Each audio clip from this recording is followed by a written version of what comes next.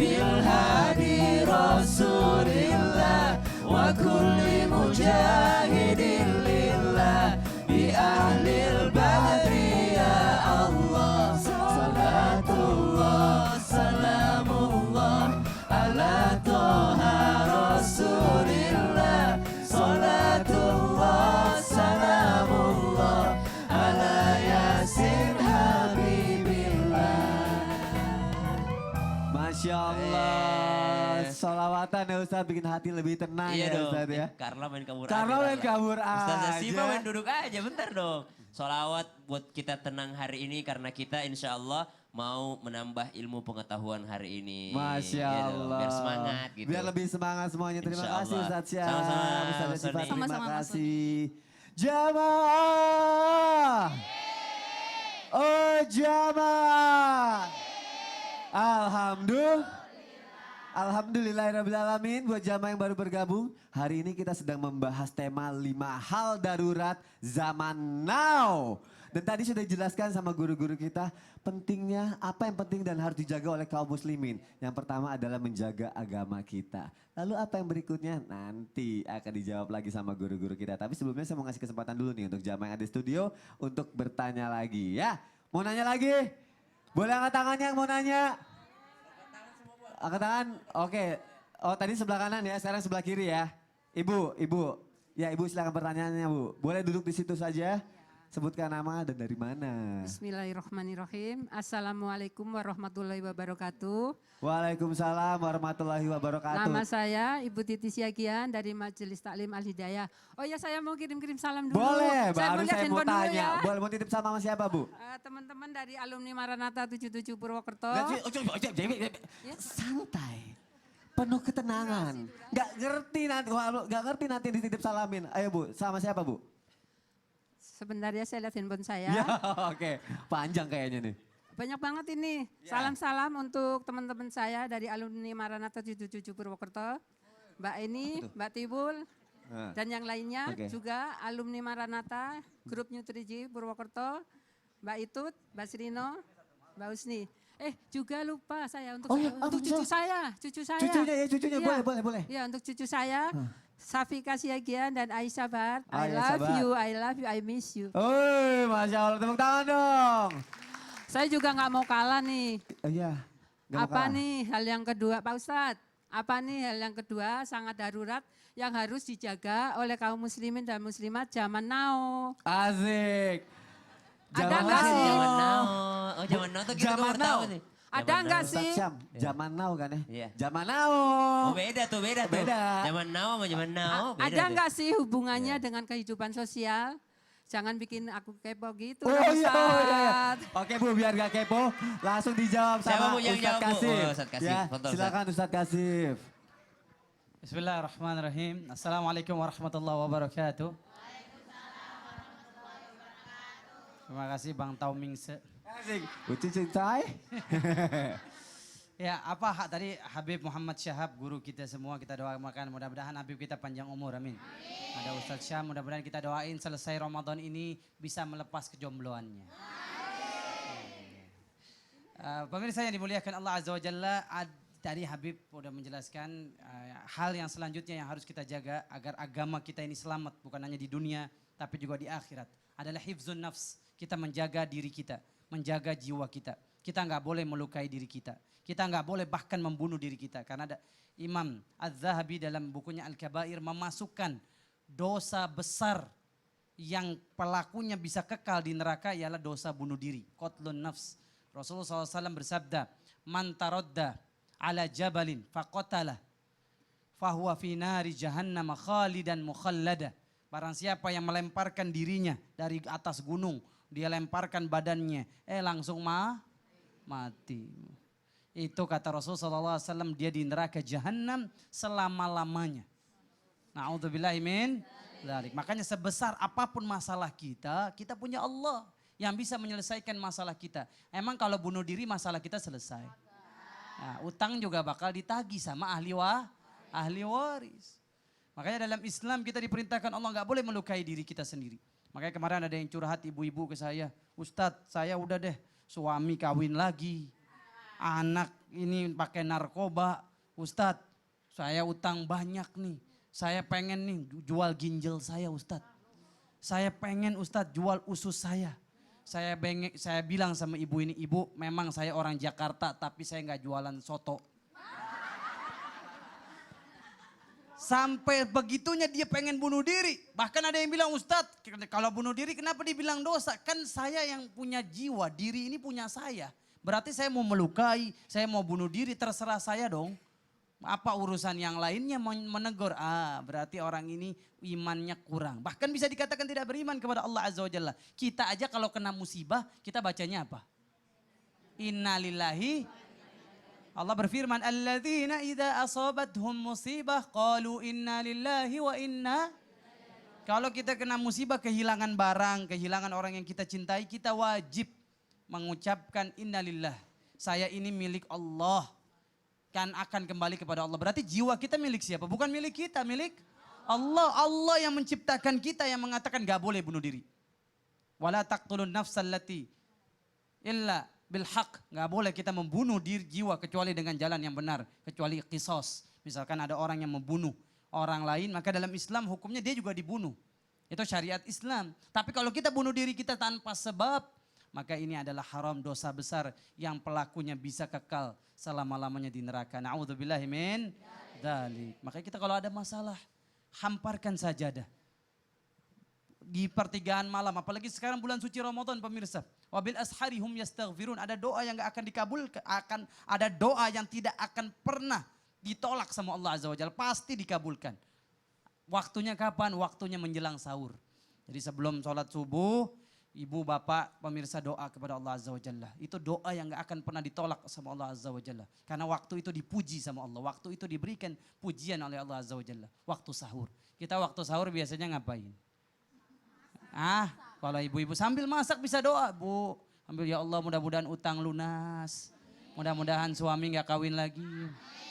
Kalau yang kedua aminnya kenceng banget. Ya, doa sama Allah Azza wa Jalla. Kenapa sampai bunuh diri? Di dunia mungkin dia selesai dari urusan, tapi nanti di hadapan Allah Azza wa Jalla dia akan berhadapan dengan zat yang menciptakan dia, menciptakan langit dan bumi. Ketika dibangkitkan ditanya sama Allah, kenapa kau bunuh diri?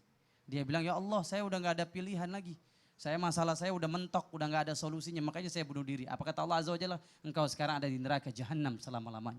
Kenapa engkau gak meminta kepada aku? Yang aku berjanji kepada kalian semua. Ujibu da'watad da'i idza da'an. Saya pasti kabulkan doa orang yang meminta kepadaku, kata Allah Azza wa Jalla. Kenapa banyak orang yang pesimis terhadap hidupnya? Berarti karena tidak bisa menjaga jiwanya ya Ustaz? Ya begitulah Tom Mingse. Oh, sing tiempan saya. Ya, Masya mirip Allah. ya. Dan kurang dekat sama Allah ya Ustaz ya? Iya, apapun masalah kita. Bahkan ada satu amalan dalam Islam kita diajarin. Kalau pengen selesai urusan hidup kita cuma satu kata. Ucapkan ini. Mau tahu gak nih? Apa Ustaz? Istighfar, astaghfirullah. Astagfirullahaladzim. Rasulullah bersabda, man aktarul istighfar, ja'alallahu min kulli hammin farajan, wa min kulli dhikin makhrajan, wa razaqahu min haitsu la yahtasib. Artiin sendiri. Artinya begini Pak, siapa yang memperbanyak istighfar, astagfirullah, astagfirullah, Allah akan memberikan kelapangan dari kesempitan dia. Allah akan memberikan jalan keluar dari masalah dia, dan Allah akan memberikan dia rizki dari jalan yang dia gak sangka-sangka. Masya Allah, Toming saya sangat berterima kasih sekali sama Ustadz. Terima kasih Ustadz, jazakallah khair. Jamaah! Kita lanjutkan aja ya sesi tanya jawabnya, kayaknya seru ya. Seru ya. Yang mau nanya lagi ada gak? Coba ada lagi yang mau nanya gak? Boleh angkat tangannya. Oh, Bapak ada yang angkat tangannya paling lemes nih. Ada yang mau nanya gak? Yang lain sangat nih. Ada yang mau nanya gak? Slow motion. Oh dari dulu gak diladenin. Sekarang Pak saya kasih. Boleh pinjam mic-nya boleh? Boleh. Ini harus bergegas loh ini. Silakan Pak. Silakan Pak. Dengan siapa Pak? Assalamualaikum warahmatullahi wabarakatuh. Waalaikumsalam warahmatullahi wabarakatuh. Nama saya Ahmad Fajri dari rombongan Majelis Taklim Nurul Hidayah, yaitu Serang, Banten. Saya mau bertanya kepada Habib. Oke, silakan. Berdosakah aku melukai orang, sedangkan aku niat melukai orang tersebut untuk menjaga diri? Gimana hukumnya, berdosakah aku melukai orang tersebut? Sedangkan aku melukai orang tersebut karena membela diri. Di dalam madhab al-imam Syafi'iyah, al-imam Malikiyah, al-imam Hanabilah, itu diambil al-akhaf fal-akhaf. Artinya kalau memang masih bisa, misalnya dia mukul, kalau masih kita bisa balas dengan nasihat, nasihatin. Tapi kalau memang harus balas dengan memukul juga, harus dengan memukul tapi tidak boleh membunuh. Misal dengan pentungan misalnya. Tapi kalau memang tidak ada jalan lain, memang harus dengan, tidak ada jalan yang lain harus dengan membunuh ya. Kalau dia sebelum dia membunuh kita, kita membunuh dia. Kalau memang sudah tidak ada jalan, tapi diambil jalan fal-akhaf, fal-akhaf. Ini pun dikatakan oleh, difatwakan oleh Wahbah al-Zuhaili pun, beliau mengatakan, dilihat dulu, kalau memang masih memungkinkan dengan sesuatu yang lebih ringan, kita lakukan sesuatu yang lebih ringan. Kalau memang tidak mungkin harus juga harus memukul, mau tidak mau kita harus memukul dan itu tidak berdosa. Jadi itu nggak berdosa ya, Habib? Diperbolehkan. Jadi boleh Habib ya? Boleh. Terima kasih atas jawabannya. Maaf loh, mau pukul saya nih. Hah? Enggak, kalau enggak salah mau apa yang Kirain dipukul? nanyanya, kirain mau nanya buat saya. Makasih ya Bapak untuk pertanyaannya. Jawab. Tanya jawab lagi ya. Ayo sekarang saya mau nanya ke tangannya. Ini kesempatan loh, langsung dijawab sama guru kita. Ibu boleh pinjam mic-nya ya sebentar ya Bu ya. Terima kasih Ibu. Ibu silakan. Oh Ibu nyamperin saya, terima kasih loh Bu udah nyamperin saya. Ya itu gak apa-apa Bu sekalian di sini. Ibu mau nitip salam dulu gak? Hah? Boleh nitip salam dulu. Boleh, silakan Bu di sebelah sini Bu. Mau nitip salam buat siapa Bu? Assalamualaikum warahmatullahi wabarakatuh. Waalaikumsalam Saya mau pengen warahmatullahi salam wabarakatuh. untuk anak-anak saya yang ada di Palembang, ada di Jogja, ada sama di Solo. Dan untuk kakak saya dan ponak-ponakan yang di Jambi, Muara Bungo. Saudara-saudara semua yang di Solo sama di Jogja. Hai saudara-saudaraku dan anakku, Ibu masuk TV. Ibu lagi ikut Islam itu Indah loh. Tonton terus ya Islam itu Indah di TV rumahnya masing-masing. Wah, Tontonan ini untuk tuntunan. Islam itu indah. Sekarang Ibu udah punya Masjid Taklim juga. Islam itu indah. Masya Wih, Masya Allah. Tepuk tangan Bu, terima kasih loh Bu. Boleh nanyanya apa pertanyaannya? Selanjutnya Ya. saya Ibu Titin dari Masjid Taklim Al-Ikhlas Kalibata. Ya. Untuk Ustazah ya, saya mohon penjelasannya. Ya. Karena yang pertama udah terjawab dan yang kedua udah terjawab. Saya pengen tahu yang ketiga, saya kepo banget. Penjagaan apa darurat untuk menjaga agama dan jiwa sebagai kaum muslim dan muslimat di zaman now ini. Terima kasih. Wassalamualaikum warahmatullahi wabarakatuh. Masya Allah, waalaikumsalam warahmatullahi wabarakatuh. Terima kasih ya Bu untuk pertanyaannya. Tepuk tangan dong untuk ibunya. Ustazah Syifa, mohon penjelasannya Ustazah, silakan. Jamaah. Oh jamaah. Alhamdulillah. Jamaah Islam itu indah yang dirahmati oleh Allah Subhanahu wa taala. Sebelumnya guru-guru kita telah menjelaskan ada dua hal yang harus dijaga, ada hifdzuddin, ada hifdzun nafas. Menjaga agama dan menjaga diri. Hifdzuddin dan hifdzun nafas rasanya kurang sempurna kalau kita juga tidak hifdzul akal, menjaga akal kita. Ibnu Manzur mengatakan al-aqlu itu maknanya adalah benteng. Lawannya adalah al-hukmu. Yang bermakna kebodohan. Jadi orang yang berakal itu adalah orang yang pintar, yang mampu memahami ayat-ayat Allah, yang mampu memahami khitof, message dari Allah Subhanahu wa taala. Banyak orang yang tidak menggunakan akalnya dengan sebaik mungkin padahal Allah telah karuniakan akal ini dibanding makhluk-makhluk lainnya. Ibu, Bu, setan punya akal atau tidak? Setan tidak punya akal, tidak punya ketaatan, hanya punya nafsu. Makanya kerjaannya membangkang saja, fujur, durhaka kepada Allah. Ada lagi malaikat. Malaikat itu tidak punya nafsu tapi hanya punya ketaatan kepada Allah. Makanya kerjanya istighfar, solawat, berdoa, itu malaikat. Tapi manusia Allah karuniakan keseluruhannya. Ketaatan dia miliki. Betul atau tidak? Hawa nafsu dia miliki. Bahkan akal pun dia miliki. Dalam Nasoihul Ibad dikatakan arba'atul jawahiru fi jismi bani Adam yuziluha arba'atun asya'a. Ada 4 hal mutiara yang Allah karuniakan kepada manusia. Salah satunya adalah fal aqlu, akal. Fal ghadabu yuzilul aqla. Marah itu bisa menghilangkan akal. Makanya dalam memelihara akal dari segi kepentingannya dibedakan menjadi 3 tingkat. Pertama, memelihara akal dalam tingkat doruriyah seperti diharamkan kita untuk minum minuman khamr. Minum minuman yang memabukkan. Setiap khamr itu memabukkan dan setiap yang memabukkan itu haram. Orang kalau udah mabuk hilang akalnya. Pernah ada kisah dulu seorang alim ahli ibadah namanya Syekh Barsisah. Beliau itu digoda oleh setan dengan berbagai cara, tidak mempan juga. Nah, digoda dengan minum-minuman keras. Setelah beliau bisa tergoda dengan minum-minuman keras, apa yang terjadi? Hilang akalnya. Syekh tersebut melecehkan seorang wanita sampai hamil, kemudian dibunuh anak dan wanita tersebut. Jadi orang kalau udah hilang akalnya sebab khamr ini ngeri sekali, Bu. Na'udzubillahi min. Yang kedua, memelihara akal dalam tingkat hajat, kebutuhan manusia. Badan aja perlu nutrisi, perlu asupan, betul atau tidak? Ini kita kalau nggak makan lemes, Bu. Kalau nggak sahur lemes rasanya. Perlu nutrisi, perlu asupan, begitu juga dengan akal. Akal perlu asupan. Apa asupan dan nutrisi untuk akal? Al-ilmu.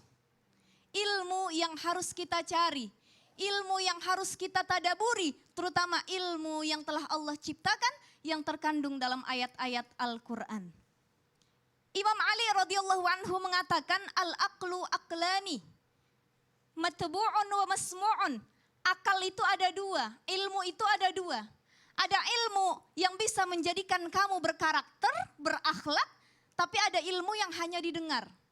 Tapi tidak akan manfaat ilmu yang kita dengar jika ilmu tersebut tidak merubah akhlak kita untuk menjadi lebih baik lagi. Dan prosesnya itu harus dicerna lewat akal. Dan yang terakhir, memelihara akal dalam tingkat tahsiniyat seperti menghindarkan diri dari menghayal, mendengarkan hal-hal yang tidak baik, kemudian berpikiran negatif, marah yang berlebihan. Ketika kita marah, cepat-cepat kita istighfar.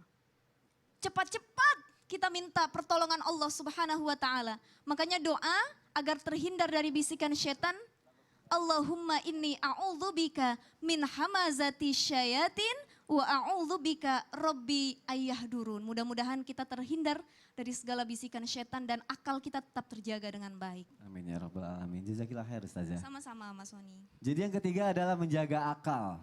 Dan akal juga butuh asupan. Asupannya adalah ilmu yang bermanfaat. Bu, kita ulang lagi, Bu. Tadi sudah 3 yang sudah dijelaskan oleh guru-guru kita. Yang pertama menjaga apa, Bu? Agama. Yang kedua menjaga jiwa. Yang ketiga menjaga akal. Masih ada 2 lagi jamaah. Dan nanti juga akan ada murotal Al-Quran yang akan dibawakan oleh Ustadz Syam. Jadi jamaah yang dimuliakan Allah, jangan kemana-mana, tetap di Islam itu indah. Sebelumnya kita saksikan dulu penampilan dari Nas Indonesia. Silakan Nas.